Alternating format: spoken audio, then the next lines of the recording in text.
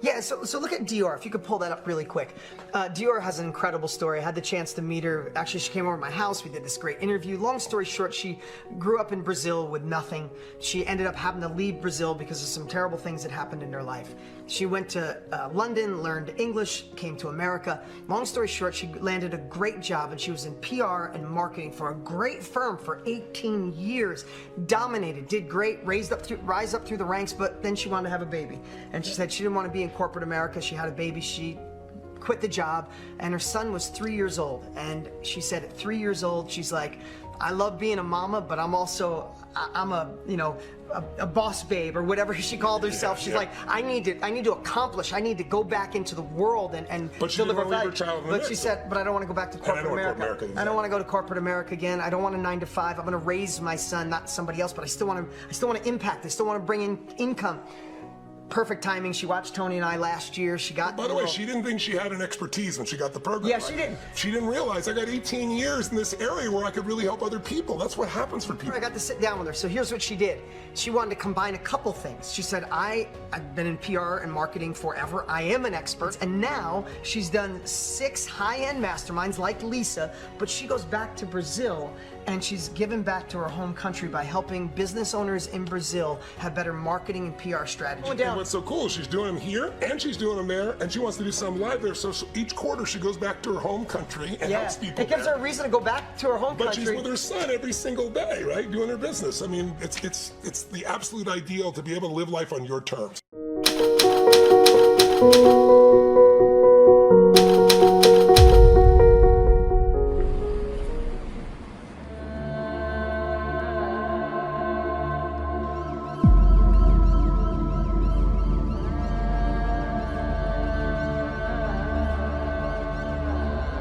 Eu cresci escutando uma frase do Albert Einstein que dizia: lembre-se que as pessoas podem tirar tudo de você, menos o seu conhecimento.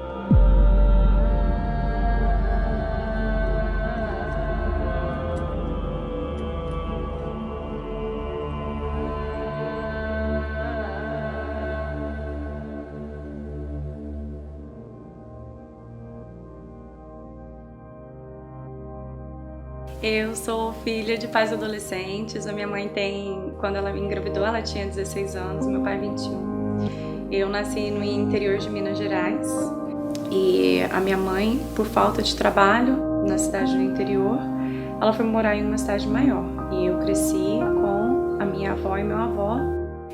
E uma coisa que para mim e para o meu irmão era muito dolorido era o fato de não ter os nossos pais no nosso lar.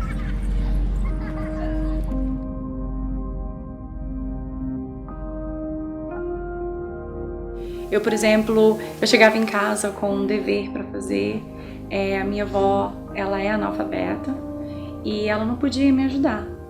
Então, às vezes eu pedia ajuda a um vizinho, ou eu comecei a ficar muito sozinha e comecei a querer resolver as coisas muito sozinha, muito do meu jeito.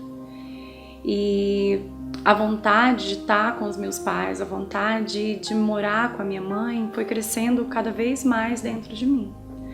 Até que com 15 anos de idade eu me mudei para uma cidade maior e fui morar com a minha mãe. Porém, muita coisa já havia acontecido na vida da minha mãe. Ela havia conhecido os pais dos meus irmãos.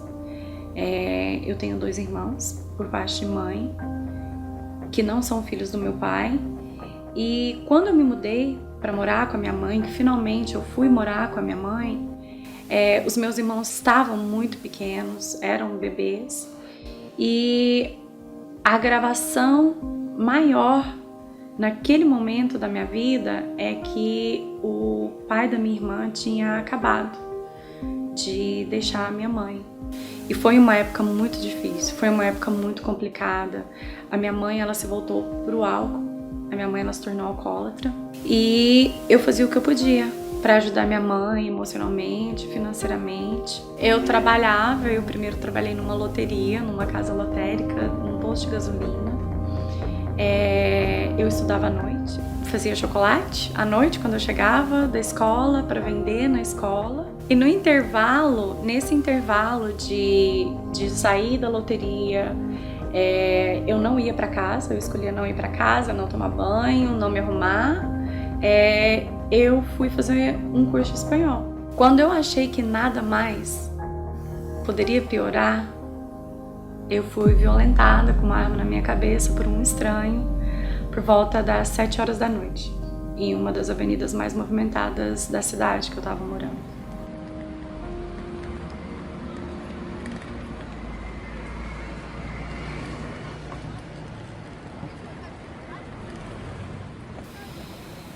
E foi uma coisa muito louca, porque eu jamais esperava que aquele horário um estranho iria me abordar e me violentar.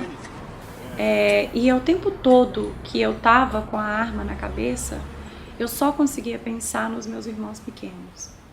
Eu só conseguia pedir a Deus que não deixasse que Ele tirasse a minha vida, porque eu precisava continuar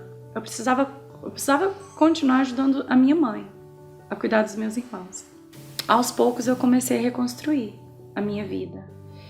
E quando eu já havia passado por esse susto, quando eu estava começando a reconstruir a minha história, eu recebi notícia que, pelo bom comportamento que ele teve na cadeia, ele ia ser solto.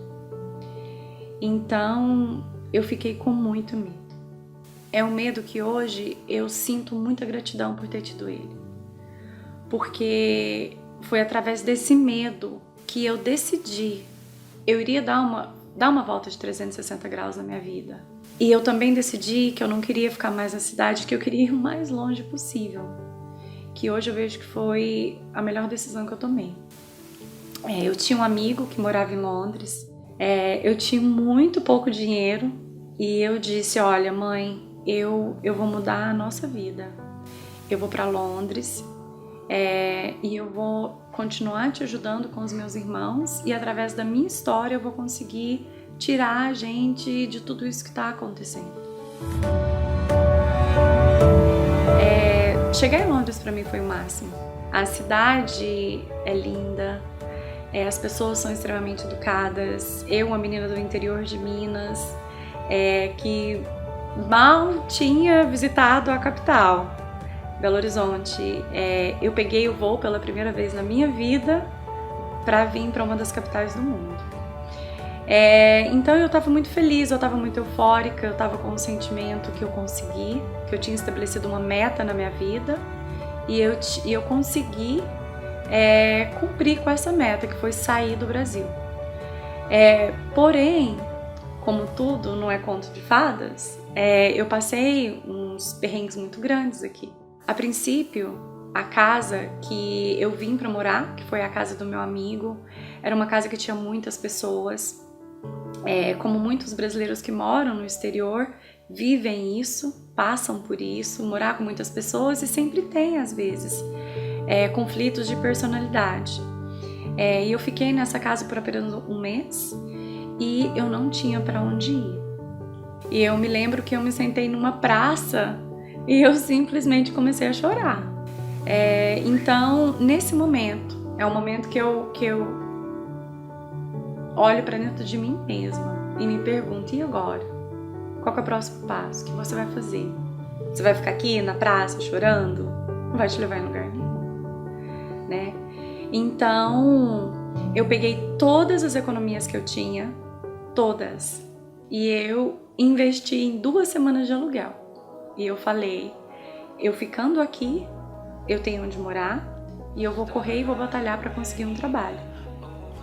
E foi quando eu tive a oportunidade de trabalhar no lugar que eu morava para pagar o meu aluguel e para pagar a minha alimentação.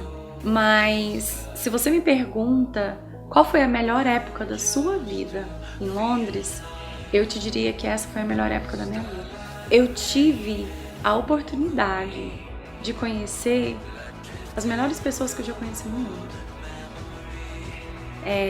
Meus amigos eram da Índia, meus amigos eram da Coreia, meus amigos eram do Japão, pessoas maravilhosas, pessoas que me ajudaram muito a expandir a mente.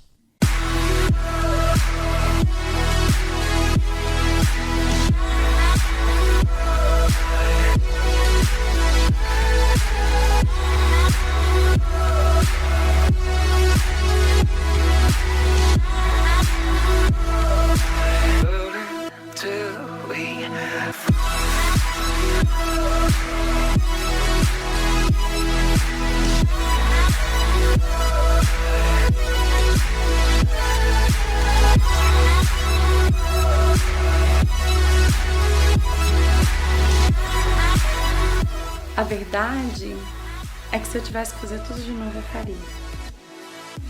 Tudo valeu a pena. Cada não que eu recebi, cada susto que eu passei, cada aperto que eu passei, cada alegria que eu vivi, eu faria tudo de novo. E a conclusão que eu cheguei é que todas essas experiências valeram muito a pena e me fizeram a pessoa que eu sou hoje.